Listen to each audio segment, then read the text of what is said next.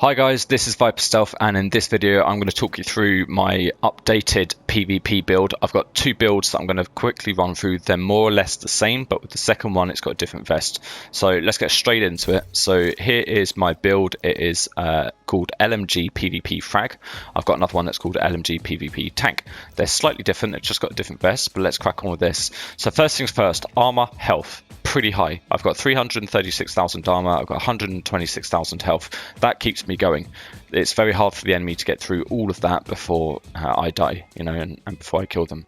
So I've got two 12-7 here. It's running off a basic principle 3-11-7 build.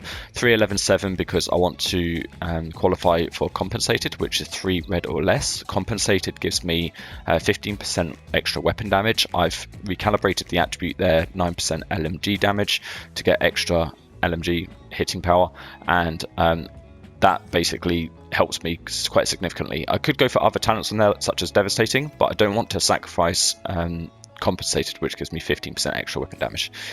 Let's talk about the LMG. So I've got 34,000 damage at 500 RPM. I've got 135 mag because I found the large pouch, and I've got unhinged on it. So 20% extra weapon damage at the cost of 25% extra weapon handling.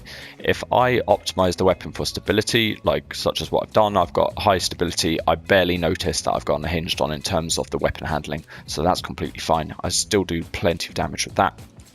The beauty of this build is my secondary weapon. So this got a couple of things that I really like. I ignore the damage and RPM and mag so much, that's not too important to me. But what I do like is a couple of things. The first thing is evasive. So every time I roll with any weapon, it puts 25% ammo back in the clip. So even if I have the Sweet Dreams holstered and I've got my LMG, if I roll with my LMG, I get 33 bullets back in the mag because I've got that large pouch taking me up to 135 bullets in the mag.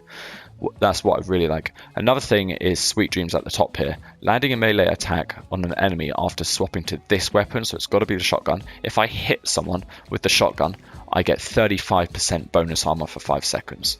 So that's pretty sweet indeed. I really like that because when I'm in PvP, if some people rush me, I just pull out the shotgun, hit them, 35% bonus armor. It's massive. So do look out for Sweet Dreams shotgun exotic if you can get it. You get it from DCD headquarters. Just keep replaying that mission, and the named elite at the end might drop it. But those are the two weapons I use. The Desert Eagle, I don't use it for much in particular, but I do have Rooted, so while equipped and in cover, all skill and healing is increased by 25% for 10 seconds. I've got Patience on my knee pads, so that helps that healing significantly. So 10.5% bonus armor, and after being covered for 5 seconds, armor repairs every 5 seconds for 1 second.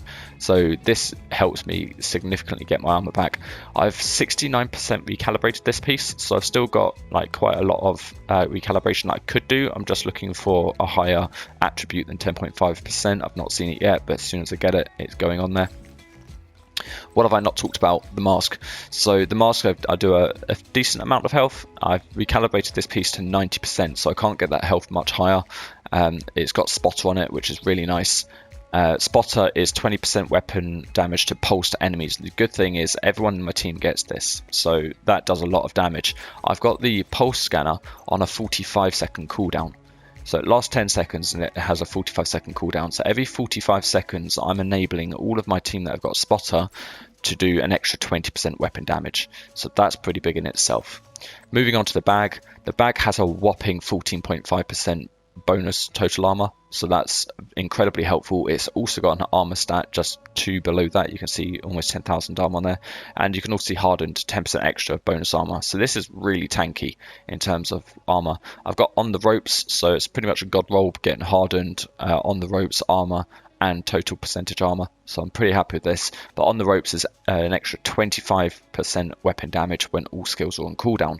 So all I need to do is once I use Spotter, I pulse all the enemies, all my team gets 20% extra damage. When Spotter runs out and it goes on to cooldown, I just drop a chem.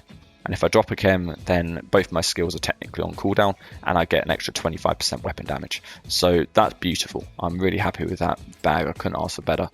So those are all the pieces. The holster, nothing too special here. It's 100% recalibrated, so I've got 14.5% health and 30,000 health. Those two significantly bump up my health. It's Murakami, so I get 8% health bonus there. So you can see my health at 126,000. It's huge.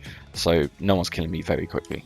So this is my loadout. I'll show you quickly the stats page, and also just a small throwaway. The chem has 8 chem ammo in it, so that's pretty good too. I'm not running out of chems anytime soon. So let's just go to the stats page. Very quickly, I'll show you the offense stats. So I've got 35% all weapons damage bonus, that's pretty huge, and I've got 34% LMG percentage damage bonus. So that's 69% more LMG damage in total. So that's I'm very happy with that indeed. I've got 0% damage to elites because this is not a PvE loadout. I've got 101% damage to elites on my damage to elite loadout, but that's 69% bonus LMG damage to enemies. So I'm really happy with this loadout.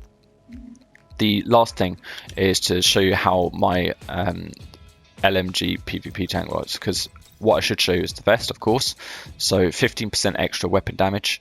That's pretty high. I've not seen anything higher, and I can't get higher because it's 100% recalibrated.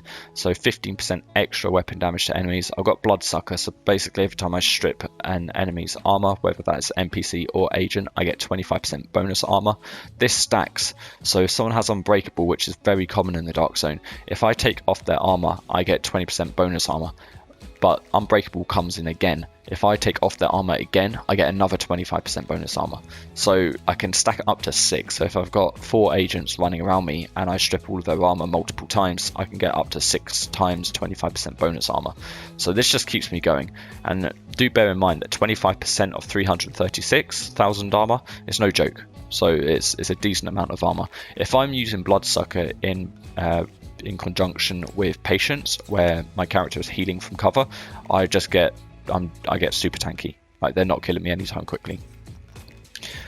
Quickly switching over to the LMG PvP tank, everything is exactly the same. The only thing that is different is I sacrificed the 15% weapon damage recalibration to a whopping 17% total armor, and I've also got Unbreakable in this one. So the only ways that this loadout is different to my other loadout is this is more survivability. You can see my armor there, 378,000. It's incredibly tanky. It survives like a lot of agents. I can run away, I can fight, it's not a problem. With Unbreakable kicking in, that 70% of the max armor coming back, 70% of 378,000, that's huge. You know, and when I put on an armor kit also for free within the next 7 seconds, again, they're not killing me anytime soon. I can just stand in front of them and just put armor kits on and kill myself all day, and they probably can't kill me. Before I've even stood in front of agents shooting at me, just healing, and they couldn't kill me. So it's an incredibly tanky build. Just to show you the stats page, it wouldn't be fair if I didn't.